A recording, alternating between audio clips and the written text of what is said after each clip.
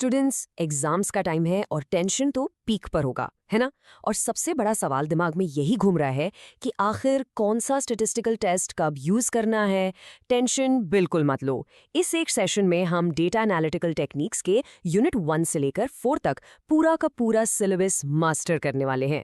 तो चलिए पूरे जोश के साथ शुरू करते हैं हमारा ये master revision data analytical techniques के पेपर के लिए। ट्रस्ट मी, हर एक कॉन्सेप्ट क्रिस्टल क्लियर हो जाएगा। ओके, सो ये है आज का हमारा गेम प्लान। हम बिल्कुल step by step her topic को कवर करेंगे ताकि एग्जाम के लिए आपका कॉन्फिडेंस स्काई हाई हो जाए। राइट, तो शुरू करते हैं यूनिट 1 के एब्सोल्यूट फंडामेंटल से। ये समझ लीजिए कि ये वो नींव है, वो फाउंडेशन है जिस पर आगे की सारी कॉन्सेप्ट्स की बिल्डिंग खड़ी होगी। ओके, प्रॉब्लम सॉल्व करने से पहले ना चलिए इन 4 फंडामेंटल टर्म्स को फटाफट रिवाइज कर लेते हैं। इनके बिना आगे बढ़ना लिटरली इम्पॉसिबल है। गाइज, हर हाइपोथेसिस टेस्टिंग क्वेश्चन के लिए इस 5 स्टेप मास्टर प्लान को अपने दिमाग में प्रिंट कर लो। ये आपको फुल मार्क्स दिलाने की गारंटीड रेसिपी है। अब देखिए, what's really interesting about this slide is कि ये आपके सबसे बड़े कंफ्यूजन को हमेशा के लिए सॉल्व कर देगी। सिंपल रूल है, सैंपल बड़ा है यानी 30 से ज्यादा और पॉपुलेशन सिग्मा पता है तो जी टेस्ट यूज करो। सैंपल छोटा है यानी 30 से कम और सिग्मा नहीं पता, T test, simple as that. चलिए इस कॉन्सेप्ट को एक सिंपल से एग्जाम्पल से फोड़ते हैं। ऐसे ही क्वेश्चंस एग्जाम में आते हैं और अब हम देखेंगे कि जी टेस्ट को प्रैक्टिकली अप्लाई कैसे करते हैं। चलिए इन नंबर्स को जी टेस्ट फॉर्मूला में डालते हैं। कैलकुलेशन के बाद आप देखेंगे कि हमारी जी कैलकुलेटेड वैल्यू एक सॉलिड 4.0 निकल के आती है। और ये स्लाइड डिसीजन को ब्रिलियंटली इलस्ट्रेट करती है, क्योंकि हमारी कैलकुलेटेड वैल्यू 4.0 5% सिग्निफिकेंस लेवल पर क्रिटिकल टेबल वैल्यू यानी 1.96 से काफी बड़ी है। हम नल हाइपोथेसिस को रिजेक्ट कर देंगे। Simple. So the crucial point is, आखिर में रिजल्ट को सिंपल इंग्लिश में लिखना जरूरी है। ऐसे, कंपनी का 40 घंटे बैटरी लाइफ का दावा हमारे सैंपल डेटा के अनुसार सही नहीं है। That's it. All right, let's move on to Unit 2 and see how this builds up. अब हम एक नहीं बल्कि 2 या 2 से ज्यादा ग्रुप्स को आपस में कंपेयर करना सीखेंगे। Interesting, right?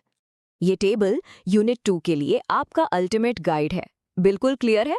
2 ग्रुप्स के लिए Z या T टेस्ट यूज करें, लेकिन जैसे ही ग्रुप्स 3 या उससे ज्यादा हो जाते हैं तब हीरो की एंट्री होती है और वो है अनोवा। अनोवा नाम से थोड़ा कॉम्प्लेक्स लग सकता है, पर इसका लॉजिक बड़ा सिंपल है। हम बस ये चेक कर रहे हैं कि क्या अलग अलग ग्रुप्स के बीच का फर्क उनके अपने अंदर के वेरिएशन से कहीं ज्यादा बड़ा है या नहीं। That's the core idea. Okay, अब यूनिट 3 में एक गियर शिफ्ट करते हैं। यहाँ हम नंबर से हटकर क्वालिटेटिव डेटा जैसे पास या फेल या स्मोकर या नॉन स्मोकर से डील करेंगे using the theory of attributes. ये यूनिट 3 के कोर आइडियाज हैं। देखो, इसमें सबसे इंपॉर्टेंट है एसोसिएशन और इंडिपेंडेंस के बीच का फर्क समझना। वही एग्जाम में पूरा गेम चेंज करेगा। चलिए इस क्लासिक 2x2 कंटिंजेंसी टेबल का यूज करते हैं। अब हम टेस्ट करेंगे कि क्या लिटरेट होने और न्यूज़पेपर पढ़ने की आदत के बीच में कोई कनेक्शन है भी या नहीं। और ये है इसका मैजिक फॉर्मूला, यूल्स क्यू।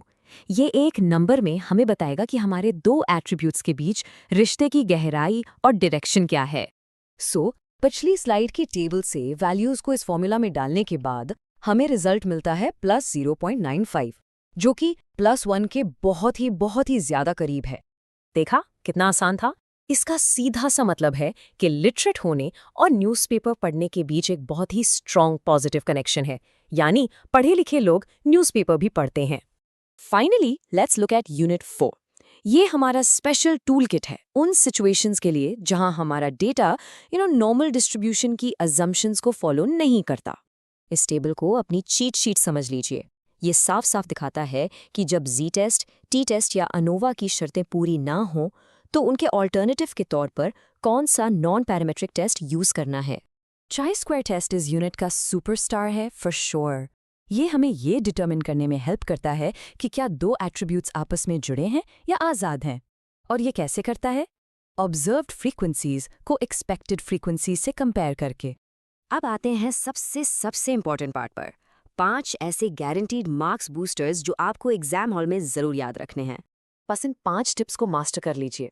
ये आपको सिली मिस्टेक्स करने से बचाएंगे और आपके मार्क्स को 100% सिक्योर करेंगे। ये स्टेप्स बिल्कुल बिल्कुल भी मिस नहीं करना है। चलिए, अब तक जो कुछ भी हमने कवर किया है ना, उसे एक रैपिड फायर राउंड में रिवाइज करते हैं ताकि ये सब आपकी मेमोरी में एकदम सीमेंट हो जाए। रेडी? एक ग्रुप, 2 या ज़्यादा ग्रुप, क्वालिटेटिव डेटा और नो असम्पशंस। बस यही है पूरे सिलेबस के चारों यूनिट्स का सिंपल सा लॉजिक।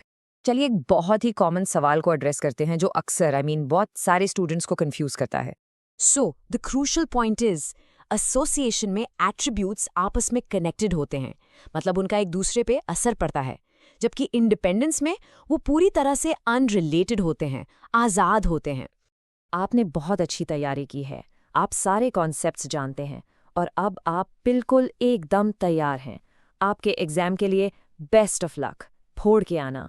ऐसे ही इन्फॉर्मेटिव वीडियोस देखने के लिए LLB स्टूडेंट अड्डा को सब्सक्राइब करें एंड फॉलो करें। If you want any new topic, comment below.